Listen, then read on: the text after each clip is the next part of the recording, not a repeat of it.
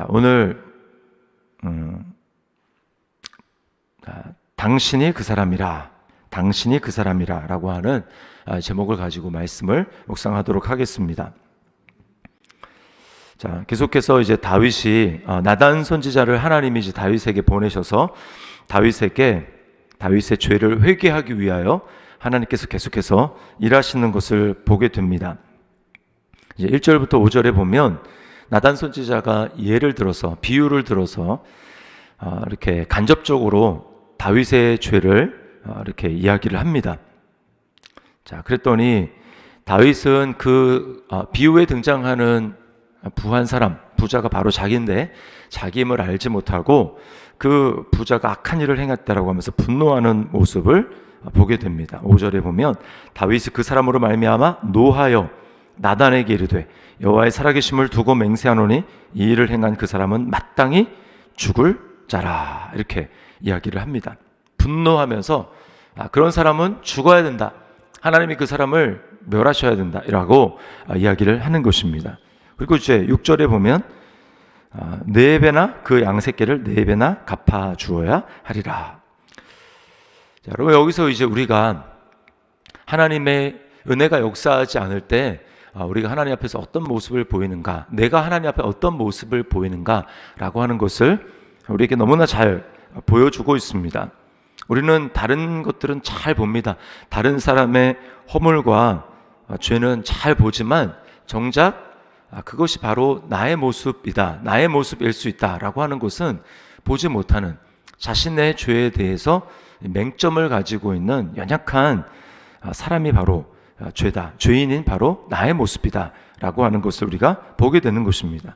죄의 항상 핵심은 자기 중심성이죠. 그래서 자기 중심으로 바라보기 때문에 자기만 못 보는 겁니다. 나로부터 출발해서 모든 것들을 바라보지만 그러나 내 밖에서 나를 보지 못하는 것, 이게 바로 죄입니다. 그래서 세상 사람들이 내로남불을 하는 이유가 바로 여기 있는 것입니다. 죄를 깨닫지 못하기 때문에 자신이 얼마나 다른 사람에 대해서 분노하면서 손가락질을 하고 화를 내고 또 비난하고 그 하는 모습이 바로 내 모습이다, 이것을 보지 못하는 것이죠. 그래서 하나님의 은혜의 역사가 없으면 우리는 계속해서 남의 탓을 하고 손가락질을 하고 비난하는 그러한 삶을 평생 살아가다가 또 잠깐 잠깐 뉘우쳤다가 잠깐 후회했다가 다시 또 그런 삶을 살아가다가 어떻게 되겠습니까? 하나님 앞에, 심판대 앞에 서게 되는 거예요. 이게 하나님의 은혜가 우리에게 주어지지 않으면 살아가게 되는 모습이라는 것입니다. 그래서 로마서 2장 1절 말씀에는 그러므로 남을 판단하는 사람아 누구를 막론하고 네가 핑계하지 못할 것은 남을 판단하는 것으로 네가 너를 정죄함이니 판단하는 네가 같은 일을 행함이니라. 자, 판단하고 비난하고 손가락질을 하는 네가 같은 일을 행함이니라. 이게 하나님의 말씀의 진단입니다. 우리가 바로 그런 사람이에요. 내가 바로 그런 사람이라는 것입니다. 여기에 예외는 아무도 없는 거예요. 의인은 없나니 하나도 없다, 모든 사람이 죄를 범하였다라고 하면 거기는 바로 나도 들어가는 것입니다. 예수님을 믿고 거듭났지만 그러나 또 이 다윗이 하나님의 백성이 되고 그랬지만 그러나 여전히 하나님의 은혜가 역사하지 않을 때 이런 일을 한다라는 것입니다. 우리 자신에게 한번 질문해 봅시다. 다른 사람을 비난하고 판단함으로써 내가 나를 스스로 정죄하고 있다는 사실을 깨닫고 있습니까? 나도 그 죄에서 자유롭지 못한 죄인이라는 사실을 자각하고 있습니까? 자, 이렇게 깨닫지 못하는 다윗에게 이제 나단 선지자는 비유를 해도 간접적으로 얘기해도 알아듣지 못하자 바로 직접적으로 이야기를 합니다. 7절에 나단이 다윗에게 이르되 당신이 그 사람이라, 이렇게 단도직입적으로 바로 깨닫지 못하는 당신이 이러한 일을 행한 악한 사람입니다, 죄인입니다, 이렇게 이야기를 합니다. 선지자의 역할은 이처럼 이 당시 다윗의 시대에도 구약 성경이 있었죠. 율법이 있었습니다. 모세 오경이 있었습니다. 그것을 통해서 특별히 왕은 어떻습니까? 율법의 등사본, 복사본을 옆에 두고 그 말씀을 날마다 읽어서 하나님의 율법을 떠나지 않게 하는 것, 입에서 떠나지 않게 하는 것, 그것이 이제 바로 왕이 해야 될 역할 중에 하나였어요. 율법의 말씀은 이제 기록된 말씀이니까 그 말씀을 읽고 듣고 해야지 되는데, 그 율법의 말씀이 제대로 시행되지 않고 선포되지 않고 깨닫지 못하니까 그것을 깨닫도록, 그 율법의 말씀대로 사람들에게 깨닫도록 하는 것, 이것이 바로 선지자가 해야 될 역할이었습니다. 율법의 말씀을, 십계명을 이스라엘 백성들 중에 모르는 사람이 어디 있겠습니까? 다 알죠. 그럼에도 불구하고 깨닫지 못하고 있는 그 사람에게 깨닫게 하는 것이, 이게 바로 선지자의 역할입니다. 오늘날 우리가 하나님의 말씀을 볼 때에, 기록된 하나님의 말씀 66권 성경 말씀을 볼 때, 이것이 바로 당신이 바로 그 사람이다, 너가 바로 이런 일을 하고 있어 라고 우리에게 책망하고 교훈하시는 분은 누구입니까? 그분은 바로 성령님이세요. 우리로 하여금 죄에 대해서, 의에 대해서 책망하고 꾸짖고, 그래서 우리로 하여금 의의 길을 걸어갈 수 있도록 돌이키게 하시고 회개하게 하시는 분이 바로 성령님이십니다.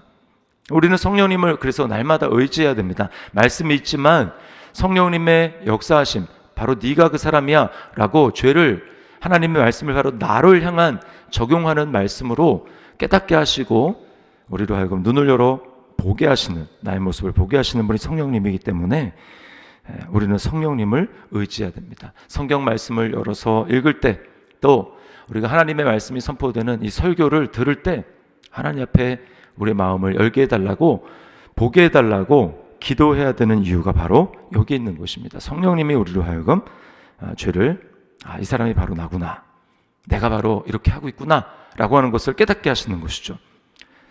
자, 그러므로 우리에게 또 질문을 해봐야 됩니다. 나는 스스로 내가 죄를 스스로 깨달을 수 없는 사람임을 알고 성령 하나님께 내 죄를 깨닫게 해달라고, 나를 보게 해달라고, 내 모습을 알게 해달라고 성령님께 의지하며 기도하고 있습니까? 기도를 해야 됩니다. 자, 그래서 이제 나단 선지자를 통해서 하나님께서 다윗에게 그 죄를 깨닫게 하는데, 너가 무슨 죄를 지었는가? 자, 여기 보면 이제 사실은 다윗은 하나님의 십계명 중에 다 사실은 어긴 것입니다. 십계명을. 그래서 뭐 사람을 죽였으니까 살인죄를 지었죠. 그 다음에 간음했죠. 그 다음에 남의 아내를 빼앗았으니까 결국은 도둑질을 한 거죠. 그리고 또 거짓말했죠. 거짓 증언을 한 것이고, 그 다음에 이웃의 소유를 탐내지 말라고 했는데 이웃의 소유를 탐을 냈습니다. 그러니까 사실은 6계명부터 10계명을 다 범했고, 그 6계명부터 10계명의 두 돌판 중에서 사람에게 하는 하나님의 하는 그 말씀을 어기는 것은 사실은 그것만 해당되는 것이 아니라 하나님에 대한 것도 어기는 거예요. 그래서 오늘 그것을 하나님이 지적하시는 겁니다. 너는 단지 사람에게 대해서 죽이고 간음하고 빼앗고 이렇게 한 것이 아니라 나에 대해서 죄를 범한 것이다 라고 하나님이 말씀하십니다. 그래서 7절 이제 뒤에 보세요. 이렇게 얘기합니다. 이스라엘 하나님이 여호와께서 이와 같이 이르시기를, 내가 너를 이스라엘 왕으로 기름 붓기 위하여 너를 사울의 손에서 구원하고. 자, 여기 원문에 보시면 내가가 굉장히 강조가 되어 있습니다. 내가라고 하는 말이, 내가 너를 이스라엘 왕으로 기름 붓기 위하여, 그 다음에 여기 원문에 보면 또 내가 너를 사울의 손에서 구원하고 이렇게 나와요. 네가 왕이 되고, 네가 잘해서 왕이 되고, 네가 사울의 손에서 벗어났다고 너 지금 잊어버리고 있지 않느냐, 착각하고 있지 않느냐, 내가 모든 것을 했다. 또 8절에 내 주인의 집을 내게 주고 내 주인의 아내들을 내 품에 두고 이스라엘과 유다 족속을 내게 맡겼느니라. 만일 그것이 부족하였을 것 같으면 내가 네게 이것저것을 더 주었으리라. 지금 다윗의 죄의 더 깊이 들어가면 문제는 무엇입니까? 하나님이 행한 것을 잊어버리고 있다는 거예요. 하나님이 모든 것을 하셨구나, 하나님이 내게 모든 것을 주셨구나 라고 했다는 사실을 지금 나를 나되게 하시고 나를 현재의 나로 만드는 건 모든 것이 누군가, 하나님이라는 사실을 지금 점점 망각해 가고 있다는 것입니다. 자, 그리고 이렇게 망각해 가는 것에 더 깊은 곳에는 어떤 일이 있습니까? 자, 9절 말씀해 보면 그러한데 어찌하여 내가 여호와의 말씀을 업신여기고, 다윗의 더 큰 죄는 하나님의 말씀을 업신여겼다라는 것입니다. 업신여기고 나 보기에 악을 행하였느냐. 제가 그래서 말씀을 드린 이유가, 우리가 사람에게 대한 그 죄를 십계명을 범하는 이유는 하나님의 말씀을 업신여기는 것입니다. 하나님의 말씀을. 그래서 10절에도 이제 네가 나를 업신여기고, 하나님의 말씀을 업신여겼다라는 것은 하나님을 업신여기는 거죠. 하나님을 가볍게 여긴 것입니다. 하나님을 마치 별것 아닌 존재로 그렇게 여기게 될 때 나타나는 것이 이제 우리 사람을 향한 범죄로 나타나는 것이기 때문에, 결국 우리가 짓는 죄의 행동들의 근원에는 내가 정말 하나님을 하나님으로, 하나님의 말씀을 하나님의 말씀으로 내가 그렇게 여기면서 받아들이면서 살아가고 있는가, 여기에 벌써 문제가 생겼다라는 것입니다. 하나님이 왕이 아니십니다. 하나님이 나의 주인이 아니십니다. 어느 순간에 은근슬쩍 내가 그 자리에 앉아서 내가 모든 것을 다 하고 있는 것처럼 착각하며 살아가는 거예요. 나의 나된 모습이 하나님의 은혜다라고 고백하는 이 바울의 고백이 아니라, 어느 순간에 이것도 내가 했고 저것도 내가 했고, 그래서 하나님 앞에 영광을 돌리지 않고 감사하지 않고 있는 이 모습. 그래서 하나님은 1계명, 10계명에 1계명과 10계명은 연관되어 있습니다. 나 외에 다른 신을 내게 있게 하지 말지니라. 그리고 10계명은 남의 소유를 탐하지 말지니라. 이 탐심은 우상 숭배이기 때문에 결국 내가 하나님을 하나님으로 인정하며 하나님 앞에 엎드려 하나님만을 전심으로 예배하고 하나님을 경외하며 하나님을 사랑하지 않으면 결국은 우리는 하나님께 범죄하게 되고, 더 나아가 사람에게 범죄하게 되는 것입니다. 다윗은 어느 순간에 하나님을 섬기고 있는 것이 아니라 그 중심에 자기라는 우상을 섬기며 자신을 하나님만큼 높이는 이러한 우상 숭배의 죄를 범하고 있었던 것이죠.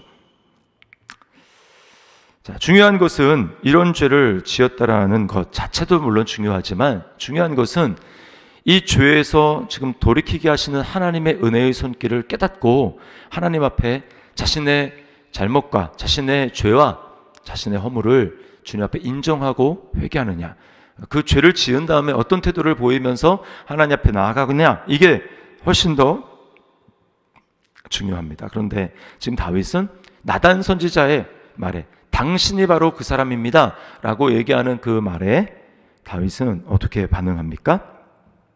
내가 죄를 지었다 이렇게 고백합니다.